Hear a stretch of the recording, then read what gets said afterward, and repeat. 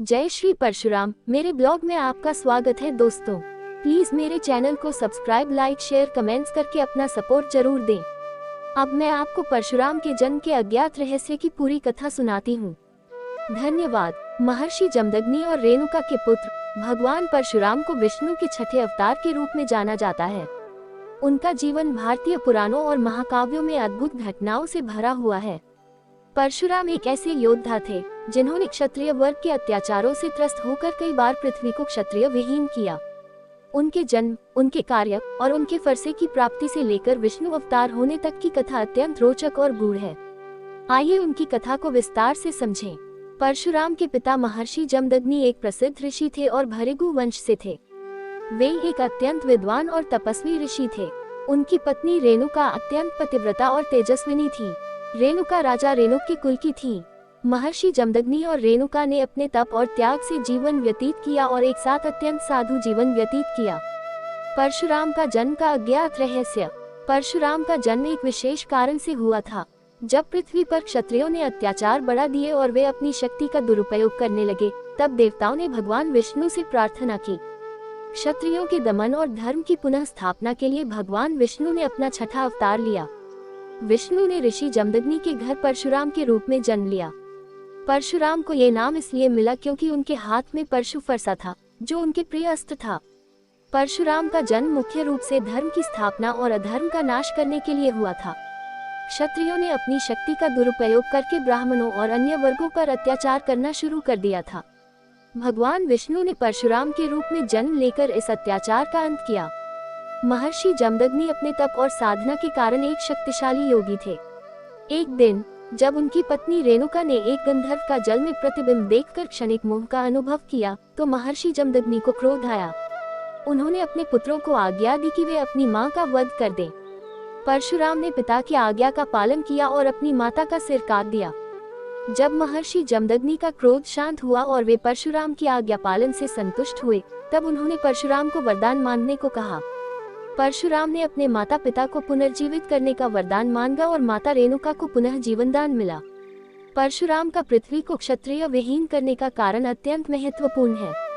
महाभारत और अन्य पुराणों के अनुसार एक बार राजा कार्तवीर्य अर्जुन ने महर्षि जमदग्नि के आश्रम में आकर उनके द्वारा दिए गए आतिथ्य का अपमान किया। राजा अर्जुन ने ऋषि के आश्रम से उनकी कामधेनु गाय को बलपूर्वक छीन लिया। इस अपमान और अन्याय से क्रोधित होकर परशुराम ने कार्तवीर्य अर्जुन का वध कर दिया। जब कार्तवीर्य अर्जुन के पुत्रों ने प्रतिशोध में महर्षि जमदग्नि का वध कर दिया, तब परशुराम को अत्यधिक क्रोध आया। उन्होंने प्रतिज्ञा की कि वे पृथ्वी से क्षत्रियों का नाश कर देंगे।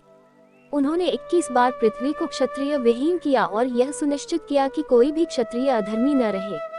परशुराम को फरसा भगवान शिव से प्राप्त हुआ था। परशुराम भगवान शिव के अत्यंत प्रिय शिष्य थे और उन्होंने शिव से विभिन्न प्रकार की युद्ध कलाओं और अस्त्र शस्त्रों का ज्ञान प्राप्त किया। भगवान शिव ने परशुराम को अपने युद्ध कौशल से सज्जित किया और उन्हें फरसा परशु प्रदान किया, जो परशुराम का मुख्य हथियार बना। फरसा एक अत्यंत शक्तिशाली और विशेष अस्त्र था, जिससे परशुराम ने कई युद्ध लड़े और अपनी प्रतिज्ञा पूरी की। यही कारण है कि उन्हें परशु और राम मिलाकर परशुराम कहा गया। भगवान परशुराम के कई शिष्य थे, लेकिन उनका प्रमुख शिष्य भीष्म पितामह को माना जाता है, जिन्होंने परशुराम से युद्ध कला और नीति का ज्ञान प्राप्त किया था। भीष्म महाभारत के प्रमुख योद्धाओं में से एक थे और उन्होंने अपनी तपस्या से परशुराम से शिक्षा ग्रहण की।